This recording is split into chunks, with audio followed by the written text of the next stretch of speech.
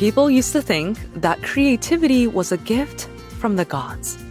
But now we have some clues from neuroscience and psychology for how it really works and where it really comes from.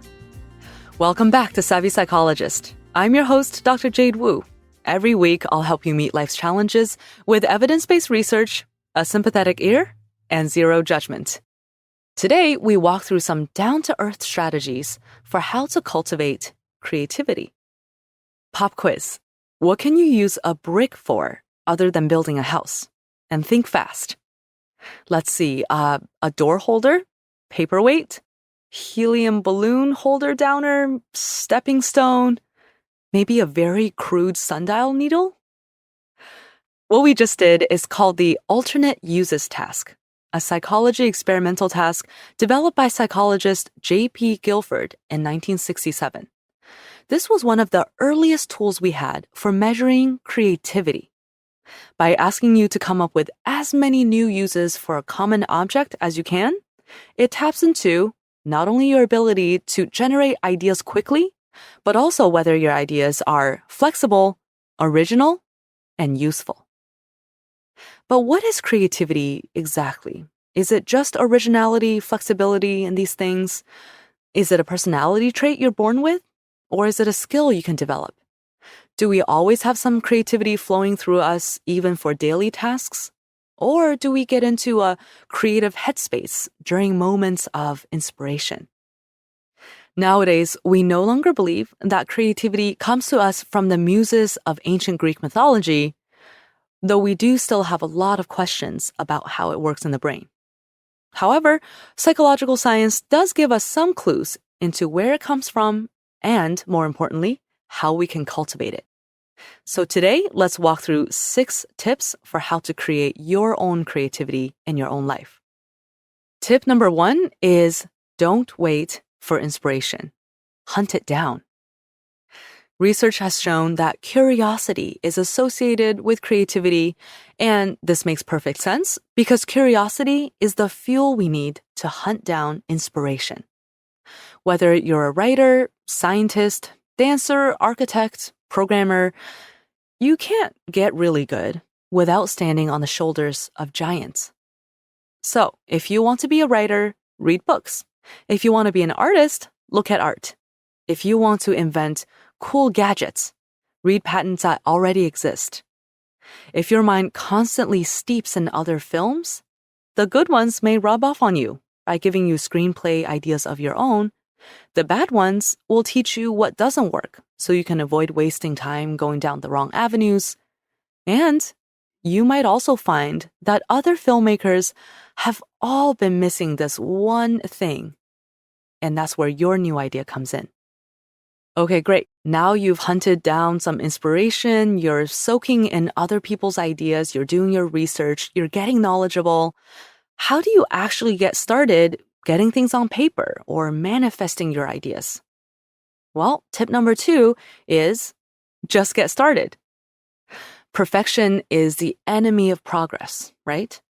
Well, it's the enemy of creativity too. If you wait for an idea to become fully formed or even very good before you start to make it a reality, you may be waiting for a very long time. Instead, just get to work. Write 2 crappy sentences a day in your crappy writing journal. And at some point, you'll write the sentence to start your next poem. Or just put some color down on the paper, and eventually you'll discover a new brush technique. And just as a personal aside, once I was playing around on a leftover piece of watercolor paper, I made an accidental spill. I liked the shape of this blue blotch, and I was able to turn it into a painting that eventually got selected for a gallery show.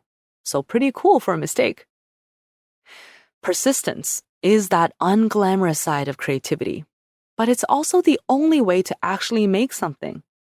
So don't wait for all the plot points to fall into place before you start writing your novel. Get started with 2 crappy sentences today. All right, busy beaver, now that you've gotten started, how do we keep chasing that inspiration and come up with new ideas? Well, tip number 3 is actually to step away for a while, or better yet, take a nap.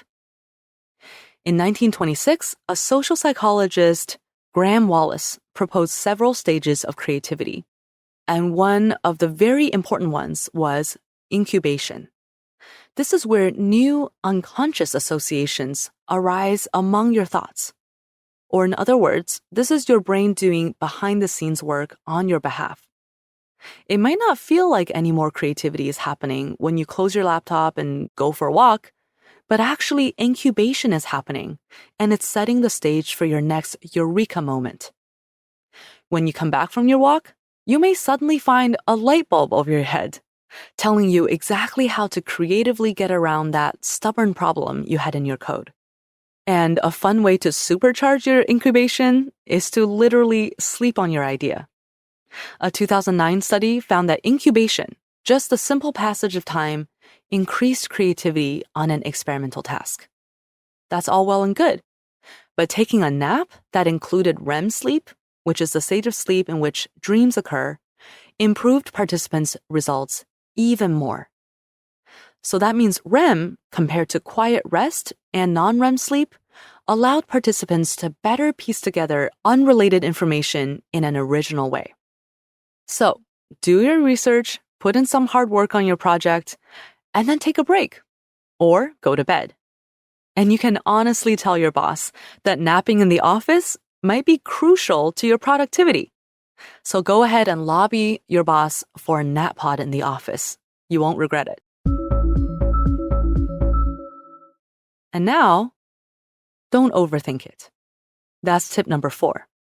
If you're a musician, artist, or athlete, you know that sometimes you come up with your best ideas when you aren't even thinking about it. Of course, you lay the groundwork through diligent training and a lot of experimentation, but once you've built that solid foundation of skill, you sometimes have to just trust your instincts in the moment. And this is actually supported by brain imaging studies. For example, this fascinating study looked at experienced jazz musicians' brain activity while they improvised.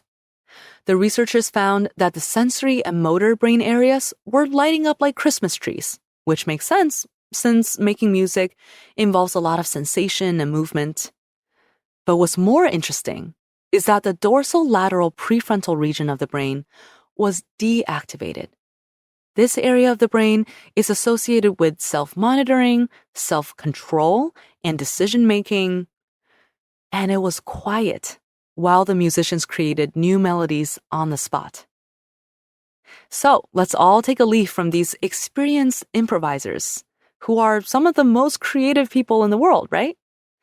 Once you've gained expertise in a skill set, through a lot of practice, take a moment to relax. Tell your decision-making brain to take a nice break. And let the rest of your brain unleash your creativity. Okay, but what if you're really stuck? What if you're just staring at a blank piece of sheet music or blinking cursor on an empty Word document and just nothing is coming to you? Well, tip number 5 is to put 2 and 2 together. In other words, stop trying to start from scratch. Instead, try taking 2 things that already exist and mashing them together to create something new. And this idea is not new. We have always known for a long time that creativity often involves the unusual combination of ideas. In 1964, the author Arthur Koestler developed the term bisociation to describe the novel combination of 2 previously incompatible ideas, like Gutenberg's bisociation of wine presses and coin stamping, which resulted in the printing press, which changed the whole Western world.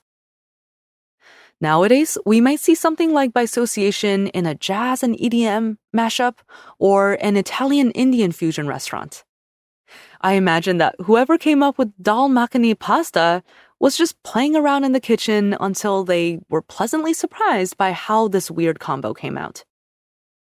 You can take advantage of this too, by taking 2 seemingly unrelated things and simply putting them together. Even if that combination doesn't really turn out well, at least you got something in motion. And last but not least, this is my favorite tip for creativity. Allow yourself to create crappy work. Creativity often looks like plucking brilliance from thin air, but geniuses don't create in a vacuum, and they don't come up with Grammy-winning albums the first time they try their hand at music. Everyone starts from zero, and for a long, long time, even Einstein was considered to be kind of a slow kid. Even after you master your foundational skills and begin to truly get creative, you'll still come up with some stinkers. Like Thomas Edison, an inventor with over 1,000 patents and famously one of history's most creative thinkers, he once tried to make pianos out of cement. He also made over 1,000 failed attempts at inventing the light bulb before finally changing history. Just like Edison, the things you come up with will also often suck. And that's okay. Instead of thinking of these as failures, know them for what they really are, a crucial part of the creative process. So go forth and be creative. Don't wait for inspiration. Go ahead and hunt it down by just soaking in other people's ideas first and doing your research. And then don't wait. Just get started, even if your idea feels half-baked or even less than half-baked right now. Then, when you've put in some hard work, take a break, step away, or better yet, take a nap, and just let things incubate a little bit. And remember to not overthink it. Once you've become pretty skilled at the thing that you're doing, overthinking it might actually get in the way. And if you're feeling really stuck, you don't know where to get started, just try a mashup. Put 2 and 2 together and let that be the thing to kick off your creative process. And most importantly, allow yourself to create crappy work, to make mistakes, to have failed attempts, because that's actually one of the most important parts of the creative process. Thanks so much for listening. Let's continue the conversation on social media, where I can't wait to hear what creative things you're working on and what tips you might have for us about your creative process. You can find me on Facebook and Twitter. I am at QDT Savvy Psych and also at Jade Wu PhD. We can also keep in touch through the Savvy Psychologist newsletter, where we will deliver psychology tips and news straight to your inbox. Savvy Psychologist is audio engineered by Steve Rickyberg and edited by Karen Hertzberg. As always, Savvy Psychologist is strictly for informational purposes and does not substitute for mental health care from a licensed professional. Thanks again for joining me, and I'll see you next week for a happier, healthier mind.